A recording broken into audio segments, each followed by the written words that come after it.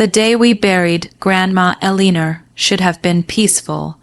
Rain drizzled softly across the cemetery, turning the grass dark and heavy beneath our shoes. Black umbrellas filled the air like silent shadows, while the priest spoke about kindness, forgiveness, and family. Funny words, considering half the people standing there hadn't visited Grandma once during her final year alive. But my daughter Lily cried harder than anyone. Not loud, dramatic tears, quiet ones, the kind that come from real heartbreak. At 22, Lily had spent nearly every weekend caring for Grandma Elinor. She drove her to doctor appointments, cooked meals for her, cleaned the old lake house, and sat beside her hospital bed during endless nights when breathing became painful. While the rest of the family disappeared whenever things became inconvenient, Lily stayed. Grandma used to call her my little lighthouse. She always shows up when things get dark. She once told me, "That's why what happened after the funeral made me sick." The entire family gathered inside Grandma's attorney's office for the reading of the will. The room smelled like coffee, old paper, and expensive perfume. My younger brother Victor sat near the window wearing a tailored gray suit and a fake expression of grief. Beside him sat my sister Denise, clutching tissues she barely used, and next to them, two lawyers. That was the first sign. Lily noticed it too. She leaned toward me and whispered, "Why do they have attorneys here already?" I squeezed her hand gently. "Because they came prepared for something." I just didn't tell her I already knew what it was. The attorney cleared his throat and began reading Grandma Elinor's final wishes. A few small donations went to charities. Some jewelry pieces were divided among relatives. Family photos and heirlooms were carefully assigned. Then he reached the lake house. My brother straightened instantly. The lake property, attached investment account, and Elinor Whitmore antique collection are to be transferred entirely to my granddaughter Lily Carter. Silence. Complete silence. Lily looked stunned. Her lips parted slightly as tears filled her eyes again. "She left me the house," she whispered. But before she could even process it, Victor slammed his hand against the table. "This is manipulation," he snapped. Denise immediately joined in. "That girl isolated our mother during her illness." Lily flinched like she'd been slapped. I felt her fingers tighten around mine. Victor's attorney stood and calmly opened a leather folder. "We are formally contesting the validity of this will based on suspected coercion and elder influence." My daughter stared at them in disbelief. "What?" she whispered. "I would never. Oh, please." Denise interrupted coldly. "You practically lived there." "Because nobody else did," Lily replied, voice trembling. Victor leaned forward with a cruel little smile I'd seen since childhood. "You saw an old woman alone and vulnerable. Don't pretend you're innocent. That did it." Lily burst into tears, not angry tears, humiliated tears, the kind that break something inside you. She looked around the room desperately, almost expecting someone, anyone, to defend her, but most relatives avoided eye contact. A few looked uncomfortable. Others looked entertained. That's the thing about inheritance fights. Money reveals who people really are. And my family had always hidden ugliness beneath polite smiles. The lawyer continued speaking about freezing assets, reviewing medical records, and filing emergency motions. It sounded rehearsed, planned, because it was. They had waited until after Grandma's funeral to ambush my daughter publicly, hoping grief would weaken her enough to surrender quietly. But while they talked, I stayed silent. Victor mistook my silence for shock. Denise mistook it for fear. Neither realized I was simply letting them finish digging their own graves. 6 months earlier, Grandma Elinor called me late one night, crying after Victor demanded she change the will. That conversation changed everything. "Promise me something," she had whispered through tears. "Protect Lily when I'm gone.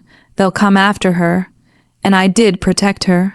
Carefully, quietly, I documented everything from that moment forward, every threatening voicemail, every suspicious bank request.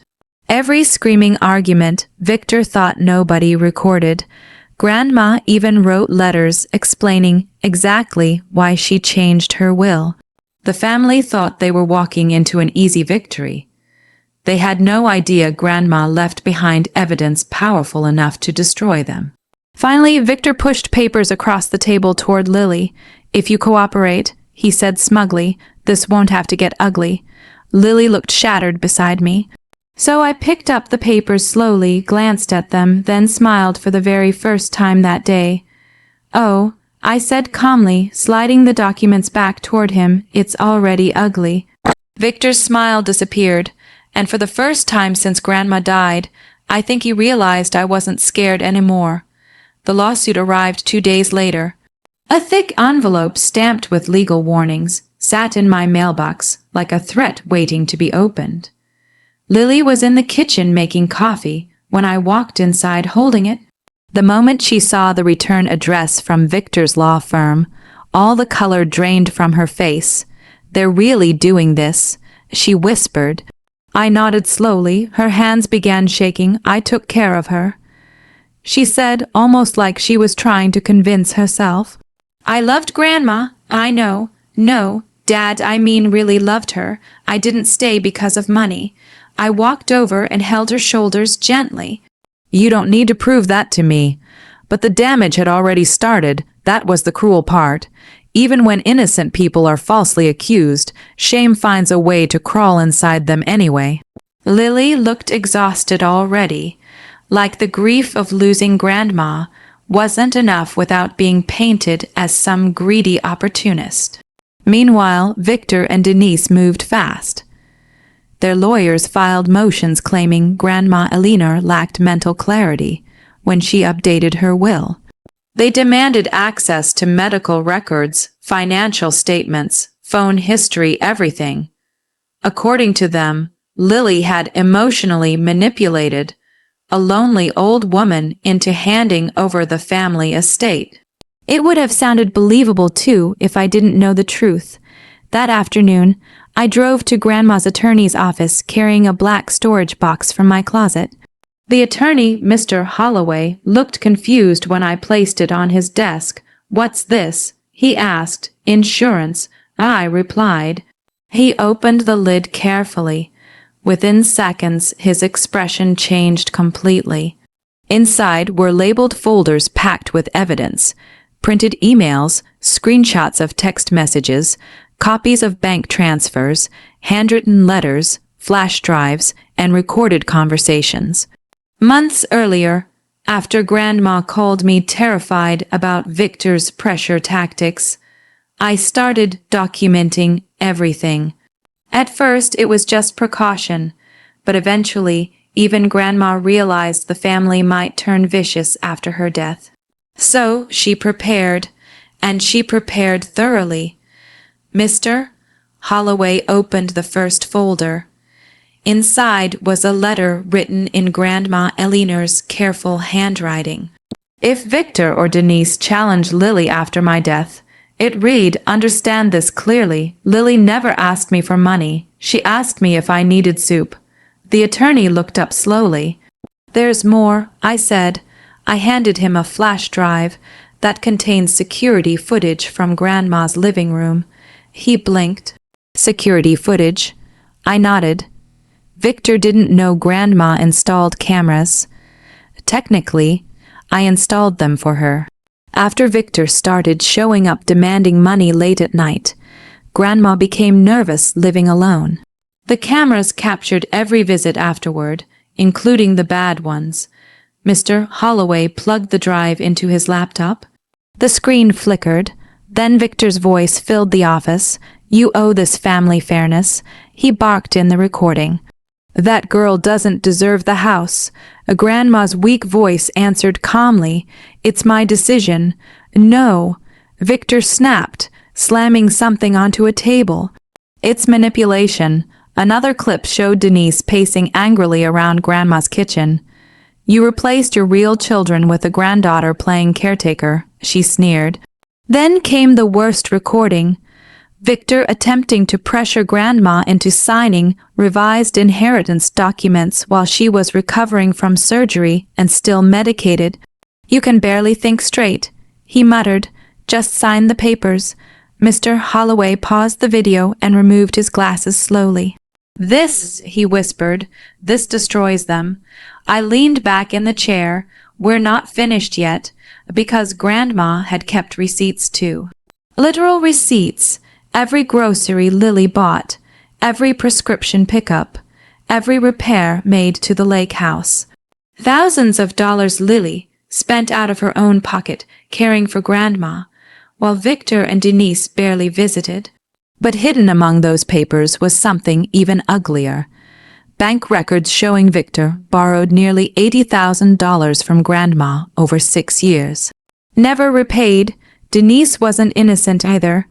Grandma quietly covered her credit card debt twice, and despite all that help, they still came after Lily. The first court hearing arrived the following week. Victor entered confidently with his lawyers beside him. Denise wore black pearls and practiced sadness like she expected sympathy from the judge.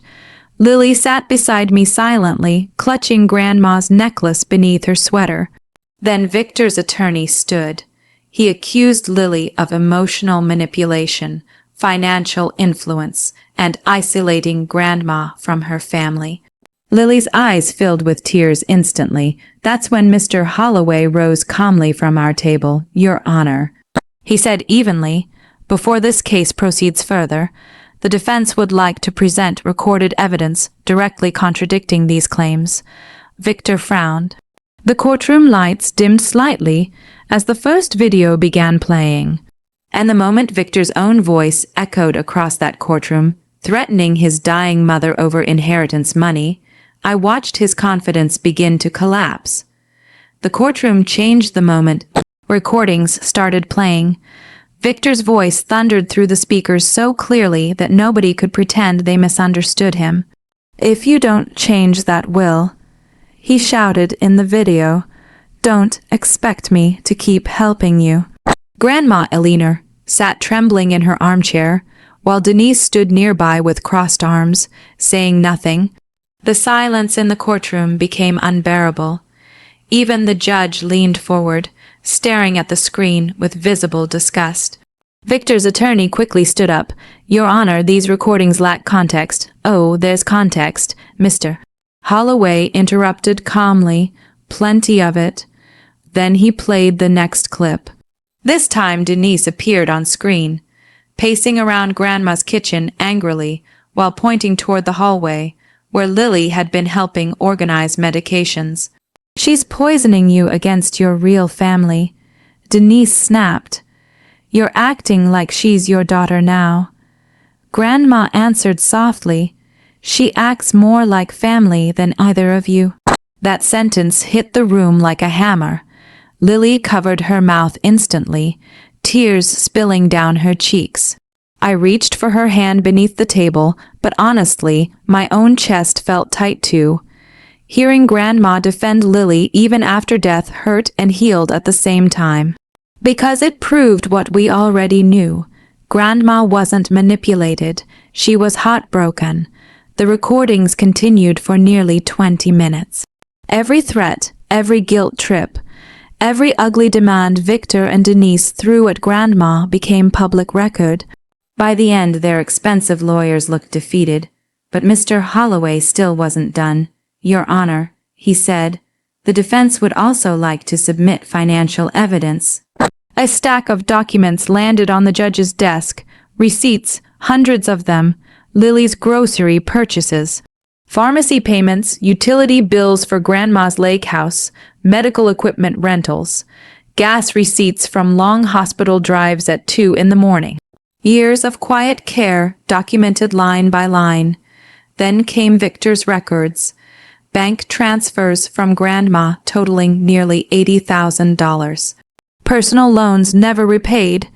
Credit card bailouts for Denise. Even casino withdrawals connected to Victor's accounts. Suddenly, the courtroom understood something important. The people accusing Lily of greed were the ones draining Grandma for years. Victor's face turned red as the judge flipped through the paperwork. Denise avoided eye contact completely, staring at the floor like she wished it would swallow her whole. Then Mr. Holloway delivered the final blow, a video statement from Eleanor Whitmore recorded voluntarily 2 months before her death. The screen lit up again. Grandma appeared wrapped in her favorite blue sweater, sitting beside the living room window overlooking the lake. She looked older and weaker than most people remembered her, but her eyes remained sharp. She looked directly into the camera. "If you're watching this," she began calmly, "then Victor and Denise challenged my will exactly like I feared they would." The courtroom became silent again. Grandma folded her hands gently in her lap. "My granddaughter Lily loved me when nobody else had time. She fed me, protected me, and treated me with dignity even when I was difficult." Her voice cracked slightly. She never once asked for money. Lily started crying openly beside me now. Grandma continued, "My son and daughter abandoned me emotionally long before they abandoned me physically. If they accuse Lily after my death, understand this clearly. They are lying because they expected my inheritance to rescue them from consequences they created themselves." Victor looked like someone punched him in the chest. And then Grandma said the sentence that destroyed whatever remained of their image. "They loved what I could give them. Lily loved me." Nobody spoke after the video ended. Not the judge, not the lawyers. Nobody. The silence lasted nearly 10 full seconds before the judge finally removed his glasses and sighed heavily. "I strongly advise the plaintiffs to reconsider continuing this case." Victor's attorney whispered frantically beside him. Denise looked seconds away from tears herself now, though not from guilt, from humiliation, but even then, Victor couldn't let go of his pride. "This proves nothing," he muttered weakly. The judge stared at him coldly. "It proves far more than you realize." Outside the courthouse, reporters already waited near the steps after hearing recordings had been played during the hearing. Cameras flashed everywhere as Victor stormed toward his car, while Denise hid her face behind oversized sunglasses. Meanwhile, Lily stood frozen beside me, emotionally exhausted. "I didn't want this," she whispered. I understood what she meant. She never wanted revenge. She never wanted public humiliation. She only wanted her grandmother back. But sometimes people push so hard for someone else's destruction that they accidentally uncover their own. And watching Victor's trembling hands as reporters shouted questions behind him, I realized the family empire he spent years building had finally started cracking. The final hearing didn't last long. By the time we returned to court, Victor and Denise had already lost the confidence they once carried like armor. The recordings, financial records, and Grandma's video statement had spread beyond the courtroom. Even before the judge spoke, the case had already shifted in public opinion. This time, Victor didn't look like a man fighting for justice. He looked like a man trying to avoid collapse. Denise barely spoke at all. She sat rigid in her chair, staring at her hands as if the truth might somehow disappear if she didn't acknowledge it. Lily, on the other hand, looked exhausted but steady. The tears were gone now. What replaced them wasn't anger either. It was clarity. Mr. Holloway stood once again. "Your Honor, given the overwhelming evidence of coercion, financial exploitation, and documented intent from the deceased, the defense moves for immediate dismissal of all claims." The judge didn't hesitate this time. Motion granted. A quiet gasp moved through the courtroom. Just like that, the lawsuit collapsed. Victor's attorney closed his briefcase without a word. Denise pressed her lips together tightly, blinking fast as if holding back emotion she didn't want anyone to see. But the judge wasn't finished. I am also issuing a formal warning," he said sharply, "regarding the misuse of legal proceedings to harass an heir with no credible evidence. This court strongly condemns the actions taken by the plaintiffs." Victor's jaw tightened. For the first time in his life, he had nothing to say, no argument, no manipulation, no confident smirk. Just silence.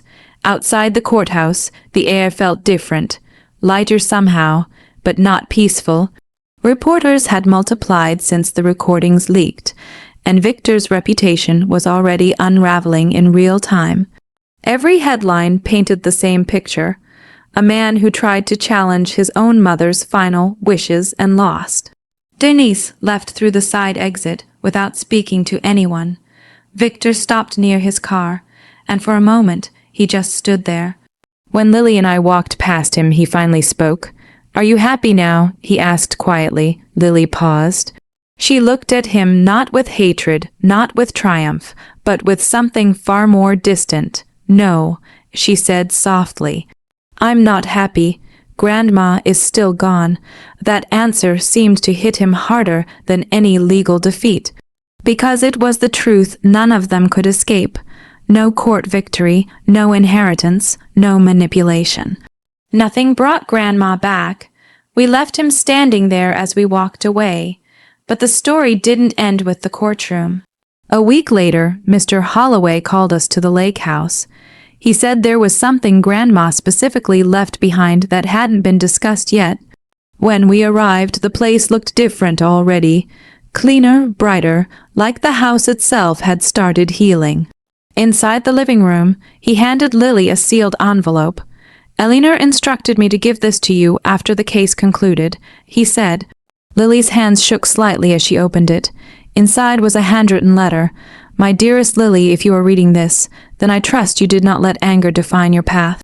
You were always the light in my later years, not because you did something extraordinary, but because you did ordinary things with love when no one else did. This house was never just property. It was meant to become something more. A place where people who feel forgotten can feel safe again. Use it wisely and forgive when you are ready, not because others deserve it, but because you deserve peace. Love always." Grandma Eleanor Lily pressed the letter to her chest and cried. But this time, it wasn't the same broken crying from the funeral or the courtroom. It was softer, heavier with meaning. That's when we decided what to do with the inheritance.